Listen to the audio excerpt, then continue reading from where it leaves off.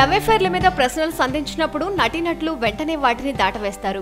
అవన్నీ ఒట్టి రూమర్లేనని సింపుల్ గా తేల్చిపడేస్తారు. అంతేగాని తాము నిజంగానే ప్రేమలో ఉన్నప్పటికీ ఎట్టి పరిస్థితుల్లోనూ బయటకు చెప్పుకోరు. కానీ మెగా ఫ్యామిలీ నుంచి వచ్చిన సాయి ధరమ్ తేజ్ మాత్రం అందరిలా తన అఫైర్ ని కడుపులో దాచుకోలేదు. తాను నిజంగానే ఓ బామ్మను తిక్కతిక్కగా ప్రేమించానంటూ స్వయంగా చెప్పాడు. ఆ అమ్మడి పేరు కూడా వెల్లడించాడు.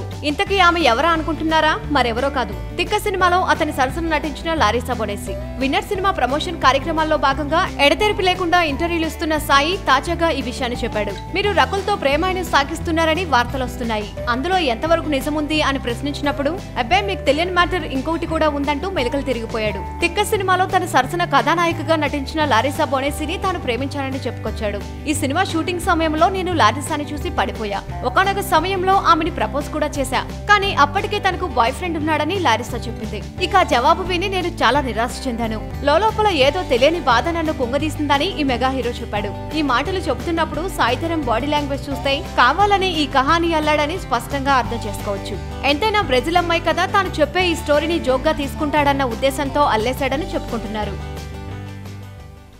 అయితే లైక్, కుదిరితే కామెంట్ పెట్టండి. ఇలాంటి ఇంట్రెస్టింగ్ బ్రేకింగ్ బిగ్ న్యూస్ మాకు తెలిసిన వెంటనే మీకు తెలియజేస్తాం. దీనికి మీరు చేయవలసిందల్లా ఇక్కడ కనిపిస్తున్న సబ్స్క్రైబ్ బటన్ ని నొక్కి సబ్స్క్రైబ్ అవ్వండి.